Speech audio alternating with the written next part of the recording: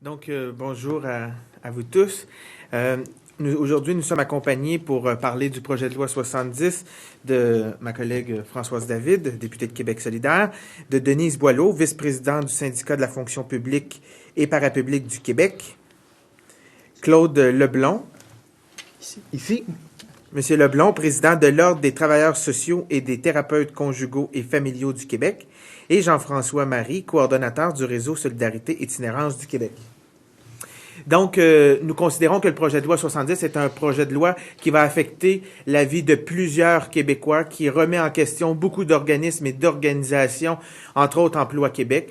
Nous considérons que des groupes qui sont sur le terrain, qui vivent au quotidien, soit la gestion même du projet de loi 70, ou qui vivront la gestion du projet de loi 70, ou qui vont vivre les conséquences du projet de loi 70 auraient dû être entendus en commission parlementaire. Nous avons demandé à plusieurs reprises des consultations générales sur le projet de loi 70. Nous n'avons pas obtenu les consultations générales, malheureusement, et aujourd'hui, nous voulons offrir une tribune à certains de ces groupes qui auraient dû être entendus, notamment le syndicat de la fonction publique et parapublique du Québec, qui sont aux premières loges de l'application de la loi 70.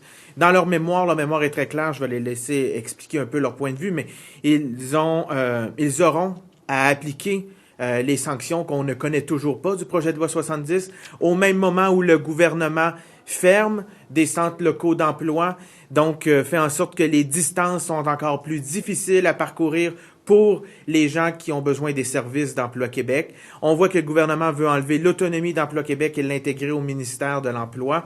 Donc, il y a beaucoup de questions qui peuvent se poser, mais pourtant, le gouvernement ne veut pas entendre le syndicat de la fonction publique.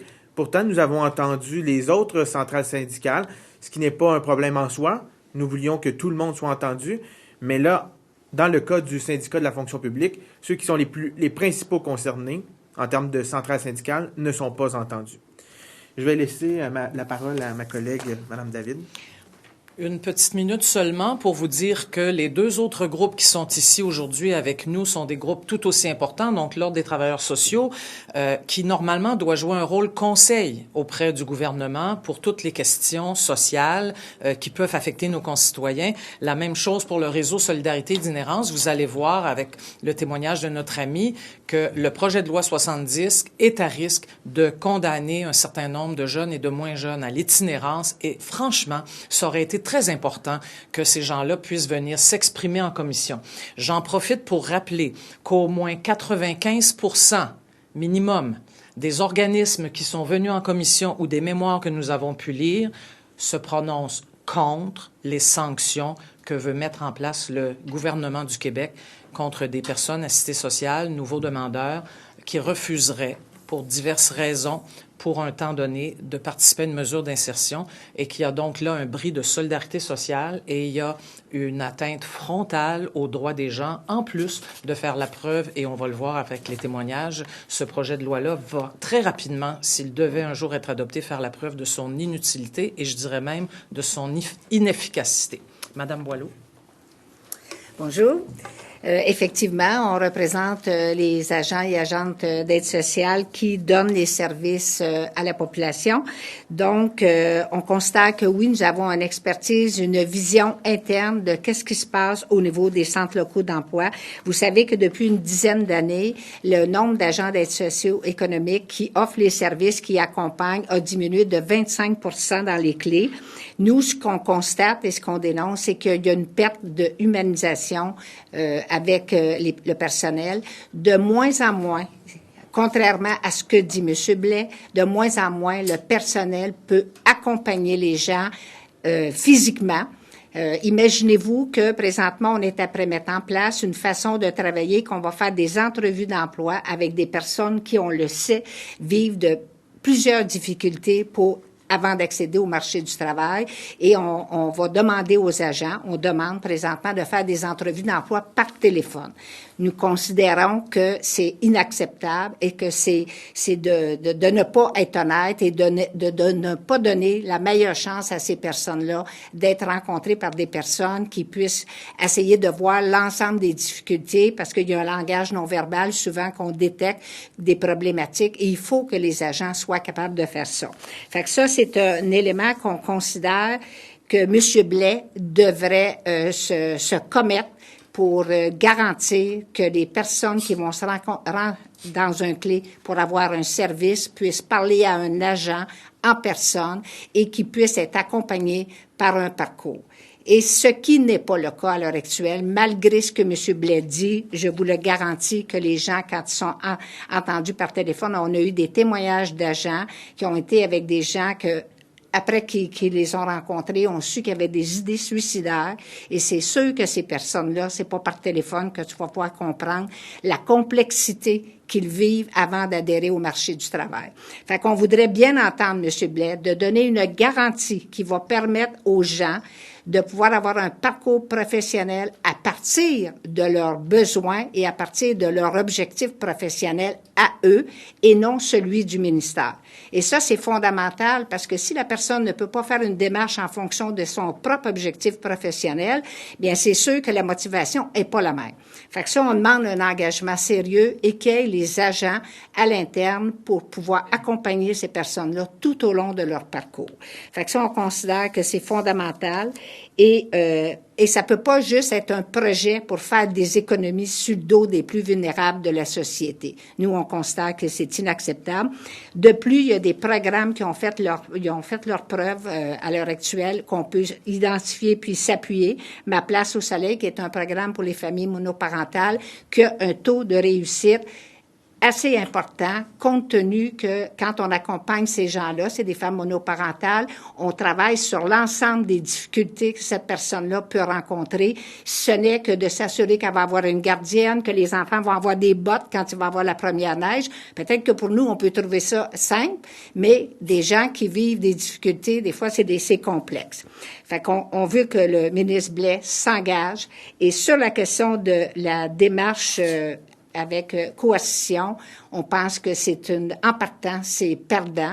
On le sait, toutes les études l'ont démontré que si on force les gens, on va pas obtenir les gains. Les gens vont être ouverts à suivre une démarche en autant qu'on a des programmes en quantité suffisante et qu'on a de la formation qualifiante et qu'on a les budgets. Parce qu'il faut qu'on se dise, ça arrive régulièrement à chaque mois de mars, qu'on est obligé d'appeler des personnes pour dire votre projet de formation, il va être retardé parce que notre budget est atteint. Fait que ça, là, c'est vraiment un élément qui peut mettre une personne complètement en échec par rapport à son objectif qu'il poursuivait. Fait que tout ça, M. Blais n'en parle pas, mais nous, de l'interne, on veut qu'il y ait des garanties qui sont données, que le gouvernement il est sérieux s'il veut aider les personnes à sortir de l'aide sociale. Bien, il faut qu'il y investisse l'argent pour la formation dans l'accompagnement humain. Parce que ça, c'est fondamental. Donc, mesure coercitive, il faut mettre ça à la poubelle. Alors, bonjour. Je vais faire comme si j'étais en commission parlementaire. Je suis Claude Leblond, travailleur social, président de l'Ordre des travailleurs sociaux et des thérapeutes conjugaux et familiaux du Québec. Alors, en tant que président de cet ordre, je vous remercie de nous offrir cette opportunité qui nous a été refusée par le ministre parrain de ce projet de loi, de venir nous présenter votre point de vue, ce que nous faisons pourtant régulièrement dans des dossiers en lien avec les compétences. Alors, comment, en tant que président, pourrais-je expliquer aux 13 000 travailleurs sociaux et travailleurs sociaux du Québec que l'État ne souhaite pas entendre leur point de vue sur un dossier qui touche directement aux enjeux qu'ils vivent au quotidien sur leur terrain avec les clientèles qu'ils desservent? Et grâce à vous, aujourd'hui, je vous en remercie, Mme David, M. Turcotte, ils seront entendus. Alors, si on en revient aux faits, selon nous, le projet de loi 70, du moins dans sa deuxième partie, qui instaure le programme Objectif Emploi, force les premiers demandeurs de prestations d'aide sociale à participer à un accompagnement personnalisé en vue d'une intégration en emploi et obligerait même à accepter un emploi dit convenable, malgré la distance entre leur lieu de travail et le lieu de résidence. Et le refus de participer entraînerait une réduction de la prestation de base pouvant aller jusqu'à 50 %. Et 50 %, pas grand-chose, ça fait vraiment pas beaucoup. Clairement, pour nous, ce projet de loi va à contresens de l'esprit et même de la lettre de la loi visant à lutter contre la pauvreté et l'exclusion sociale et représente une véritable catastrophe pour les personnes visées. Celles-ci s'enfonceront encore plus profondément dans la pauvreté, avec tout ce que cela comporte au plan humain et psychologique. De plus, le projet de loi 70 contribuera à élargir encore davantage le fossé des inégalités sociales, toujours en croissance au Québec. Cette mauvaise lecture de la situation fait porter sur les épaules des individus, alors des personnes visées, fait porter sur leurs épaules une problématique sociale, économique et politique qui pourtant les dépasse largement. Ça laisse entendre qu'elles ne font pas suffisamment d'efforts pour intégrer le marché du travail, passant ainsi sous silence le désengagement de l'État québécois face à ses citoyens. Sans compter que le marché du travail actuellement est peu accueillant pour les personnes ayant une certaine vulnérabilité. Pourtant, l'État ne peut se soustraire à sa responsabilité sociale envers les personnes qui, bien qu'officiellement aptes au travail, selon des critères strictement médicaux, ne disposent pas toujours des ressources personnelles et sociales nécessaires pour s'en sortir elles-mêmes. En effet, une forte majorité d'entre elles est confrontée à d'importants obstacles à l'emploi, que ce soit une santé fragile, des problématiques de santé mentale, la monoparentalité, faible scolarité, échec, rejet répété, stigmatisation, faible soutien social, faible confiance en ses capacités, milieu de vie et historique de vie difficile. Une chose est claire, et tout le monde s'entend là-dessus, les prestations d'aide sociale actuelles sont insuffisantes et pour permettre à une personne seule de combler même la moitié de ses besoins de base. Besoins définis par la mesure du panier de consommation. De si faibles prestations d'aide sociale représentent elles-mêmes une importante contrainte à l'emploi parce qu'elles rendent inabordables les dépenses liées au travail, que ce soit le transport, les frais de garde, l'habillement, les repas. Alors, tout comme l'Observatoire de la pauvreté et des inégalités sociales, nous considérons que le projet de loi 70 correspond en tout point aux caractéristiques du Workfare, qui soutient que l'État donne des prestations à une personne sans emploi, mais qu'en contrepartie, celle-ci doit tout faire pour se trouver un emploi et sortir de l'aide sociale. Pour les partisans du Workfare, l'aide sociale n'est pas un droit, mais une faveur que fait l'État à ces personnes. Et c'est fondamental là, comme différence entre le fait d'avoir droit à une prestation pour pouvoir répondre à ses besoins de base et le fait d'embarquer dans un système de Workfare qui, au contraire, reconnaît que c'est une faveur que l'État fait aux personnes qui sont en difficulté. Bref, un projet de loi qui touche directement les personnes les plus vulnérables doit non seulement s'inspirer de la loi visant à lutter contre la pauvreté et l'exclusion sociale, mais surtout concourir à sa réalisation. C'est pour nous une question d'équité et de cohérence. Or, le projet de loi 70 ne va pas dans ce sens, au contraire. Nous croyons également qu'il aurait été plus respectueux, probablement plus productif également, d'attendre les résultats de la consultation que le ministre a fait pour l'élaboration du prochain plan d'action pour lutter contre la pauvreté et l'exclusion sociale, avant de présenter un projet de loi, lequel aurait pu s'enrichir des observations et des recommandations qui sont issues de la consultation. En conclusion, je le répète, cette loi, ce projet de loi, va à contresens de l'esprit et de la lettre de la loi visant à lutter contre la pauvreté et l'exclusion sociale et ne tient pas compte de la réalité des personnes dont une bonne partie sera incapable de se plier aux mesures qui leur seront imposées et sombrera encore plus profondément dans la pauvreté. Pour ces raisons, nous recommandons le retrait intégral de la deuxième partie du projet de loi, une hausse immédiate de la prestation de base de l'aide sociale à hauteur de 80% de la mesure du panier de consommation et progressivement et avec un engagement à atteindre un équivalent de 100% de cette mesure pour tous les prestataires.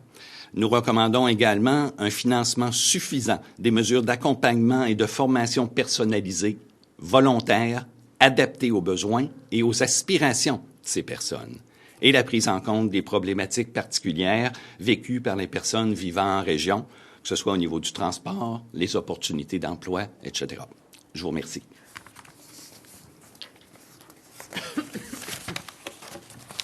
Jean-François Marie, du Réseau Solidarité Itinérance du Québec. Le RSIQ et ses membres, sur les 14 concertations régionales en itinérance qui représentent plus de 300 organismes qui interviennent auprès des personnes en situation ou à risque d'itinérance, s'opposent formellement au projet de loi 70. Avec ce projet de loi, le gouvernement du Québec se place en opposition avec les principes et les orientations de la politique nationale de lutte à l'itinérance et du plan d'action que ce même gouvernement a mis en place et pour lequel nous nous sommes battus pendant de nombreuses années. Le plan d'action est clair, à l'effet que le ministère de l'Emploi et de la Solidarité sociale est responsable de mettre en place des mesures visant à améliorer le revenu disponible des personnes seules en situation d'itinérance, à faciliter l'obtention du premier chèque d'aide sociale pour les jeunes issus d'un centre jeunesse ou d'un établissement carcéral, à accélérer et à assouplir les règles d'obtention d'un premier chèque d'aide sociale pour les personnes en situation d'itinérance. Le projet de loi 70 va à l'encontre de ces mesures. Cela démontre l'inconsistance de ce projet de loi et de l'action gouvernementale en matière de lutte à l'itinérance.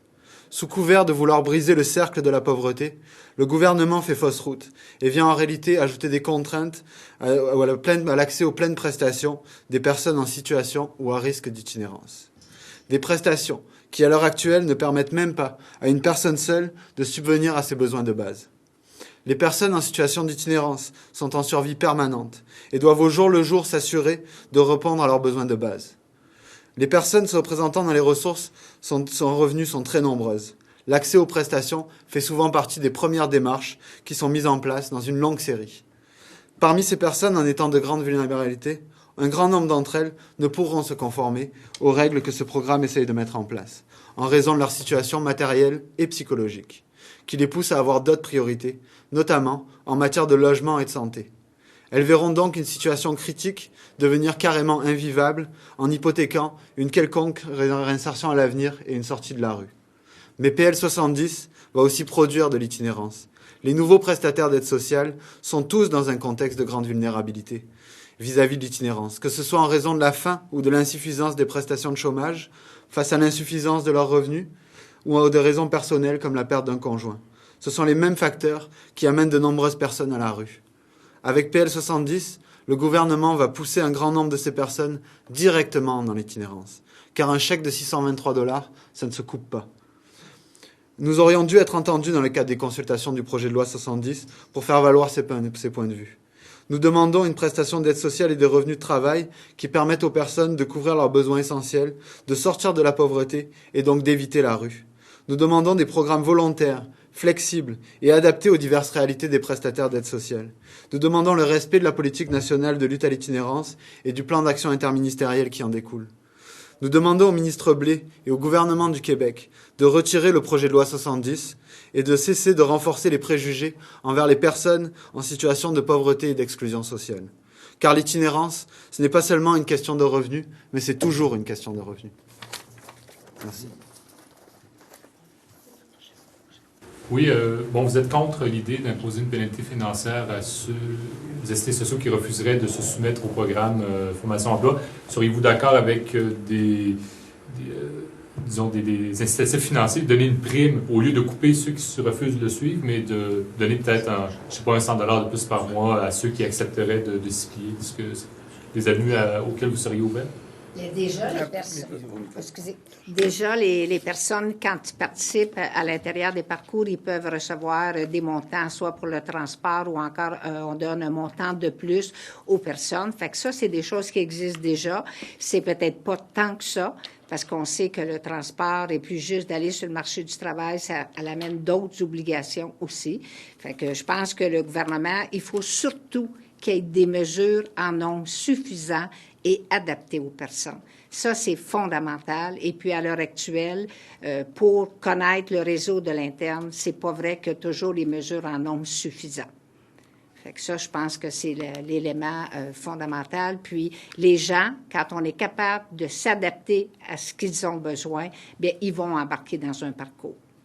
C'est sûr que des fois, il y a d'autres problématiques qu'il faut qu'ils soient réglées, mais une fois qu'on les prend en main à l'intérieur d'un parcours, ça veut dire qu'on chemine pour apporter les correctifs puis de briser les obstacles pour enfin arriver sur le marché du travail.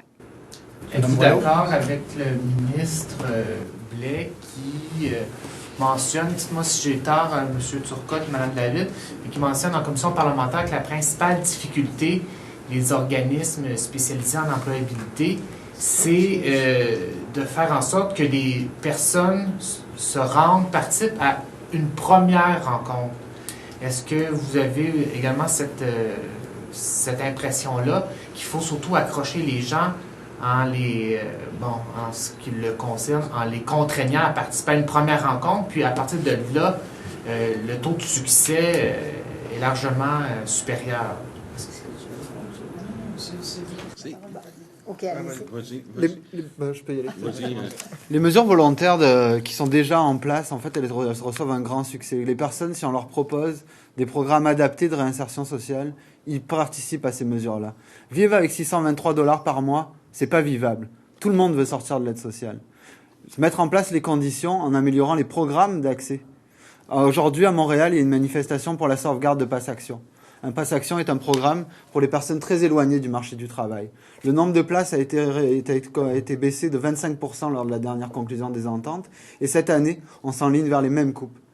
Le gouvernement, il va à l'inverse de l'insertion des personnes. Comment vous voulez qu'elles se présentent à une première rencontre quand il n'y a aucun programme disponible pour les accompagner? Justement, M. Marie, ce projet de loi-là, à vos yeux, je comprends que vous êtes férocement contre l'idée d'attacher une pénalité à une non-participation à ces programmes-là, mais ça ne forcerait pas le ministère à s'assurer qu'il y ait des programmes.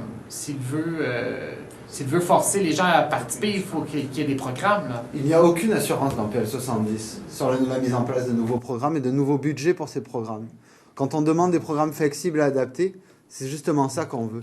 Établir des pénalités, c'est pas établir des programmes.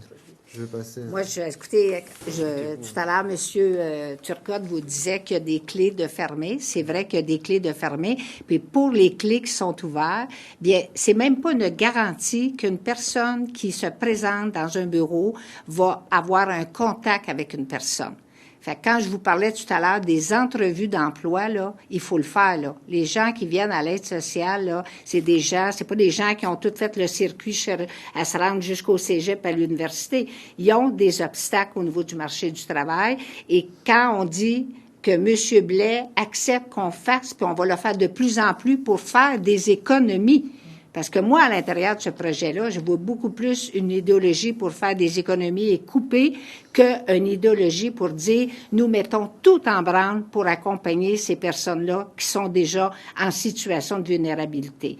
Et moi, je vous dis, il y en a eu des programmes, je vous parlais de Ma place au soleil, il y a eu Alternative Jeunesse, les gens ont participé, puis il y a des jeunes aujourd'hui ne sont plus à l'aide sociale parce qu'ils ont été dans ces programmes-là sur une base volontaire. Justement, il manque combien de personnes, selon vous? Pas nécessairement d'employés du ministère, mais dans les ressources, on parle de quoi? De centaines de postes à... nous, chez nous, ils en ont coupé 500, mais je vous dirais, la question, ce serait peut-être, il manque combien de programmes pour être capable de répondre à l'ensemble de la demande et de répondre de façon adaptée? Parce que c'est ça l'autre problématique. Là. Si on a besoin des programmes plus en intervention sociale d'un premier temps pour aider des gens, bien il faut qu'ils soient disponibles. Si on a des gens après qui acceptent d'aller en formation, bien il faut que les budgets soient là, qu'au mois de mars, on dispose aux agents. Voudrais-tu rappeler ces personnes-là pour leur dire, bien là, on met de côté ton projet? Parce que c'est la réalité, ça se passe, ça. Quand vous regardez le projet de loi, vous vous dites qu'il faudrait embaucher combien de personnes? Des dizaines, des centaines de personnes pour assurer le succès du programme Objectif Emploi? Nous, les employés de l'État qui devons mettre en œuvre ces programmes-là, c'est sûr, ils ont coupé 500 ressources dans les 10 dernières années et il faudrait en rajouter effectivement parce que si on veut que le travail se fasse de façon humaine, et qu'il y ait vraiment un accompagnement. Ça veut dire un accompagnement, là, une personne, elle commence une démarche, je vous donne un exemple, la personne, elle commence un projet scolaire. Là, à un moment donné, et quand tu l'accompagnes, ça veut dire qu'il faut qu'on essaie de voir avec elle les difficultés. Parce qu'on le sait, c'est des gens qui en ont vécu des difficultés. Je vous parlais tout à l'heure, là, s'assurer qu'on a des bottes pour les enfants quand il neige. Nous, pour nous autres, c'est comme facile, là. Mais il y a des gens que non, ils n'ont pas les sous pour les avoir, ces vêtements chauds-là. Fait qu'est-ce qui arrive, c'est que la personne, elle va pas aller à l'école le matin. Le lendemain, ben, c'est son auto, qui est pas neuve, qui manque. Ah, 2 absences, on la met à la porte de l'école. Au lieu de dire, dès le départ, si j'accompagne bien cette personne-là, on va faire le tour de toutes les difficultés, puis on va s'assurer d'être avec elle, puis de prévoir les choses. Parce qu'on travaille avec ces personnes-là qui n'ont pas eu la vie facile, qui ont vécu des échecs, des fois ils ont des problèmes de problématiques mentales. Donc, il faut être capable de faire ça. C'est ça un réel accompagnement. C'est pas juste viens me voir, je te fais ça quelque chose de vite, puis là tu t'en retournes. C'est vraiment on fait un suivi, on est avec toi, puis quand tu vas avoir des obstacles, on va t'aider à trouver ensemble les solutions. Fait que c'est ça qu'on dit que le Réseau d'Emploi Québec devrait faire. Mais là, on ferme des clés en place. Ça veut dire que les gens vont devoir se déplacer plus longuement. Fait que il faut que le gouvernement revienne, là, les 2 pieds sur terre, puis de dire c'est quoi de l'accompagnement. Et ça prend des personnes humaines pour le faire, que tu puisses parler avec les gens de face à face. Parce qu'il y a un lien de confiance aussi, il faut que s'établisse quand tu es en démarche avec quelqu'un. Fait que c'est tout ça qui est en arrière quand on dit à M. Blais, commettez-vous et mettez sur la table ce que ça prend pour les accompagner de façon durable. Avez-vous l'impression que le projet de loi ouvre la porte à des compressions, d'autres coupures de postes? Bien, écoutez, ce gouvernement-là, depuis 10 ans, je vous ai parlé de 500 coupures, même dans les ressources externes, ils coupent les budgets. Fait que on n'est pas dans un monde avec ce gouvernement-là qui met les choses en place et qui investit les sous. Ce qu'on dit de ce projet-là, on va faire des économies de 5 millions? 5 millions. Comment ça, un projet de loi pour aider les personnes les plus démunies, que la première chose qu'on parle, c'est comment on va économiser. On devrait peut-être dire comment je vais mettre de sous pour sortir ces gens-là, puis les accompagner. Qu'on travaille de plus en plus par téléphone, selon vous, ça peut ouvrir la porte à des compressions, des pertes d'emploi? Bien, c'est sûr. Mais c'est surtout que c'est fondamentalement pas la façon qu'on doit faire des entrevues avec des gens qui ont des difficultés. Tous les agents ont été formés en disant qu'il y a une partie de ton entrevue, c'est du langage non verbal. Imaginez-vous par téléphone, là, les gens qui sont en détresse, tu ne vois pas ça à travers un téléphone, c'est souvent par les gestes ou qui ont des obstacles. Des fois, il y a des problématiques dans la famille, puis que la personne, elle n'osera pas t'en parler au téléphone, mais là, tu vas le voir dans une entrevue qu'il y a de l'inconfort sur certaines questions. Là, on va pouvoir aller plus loin puis l'aider.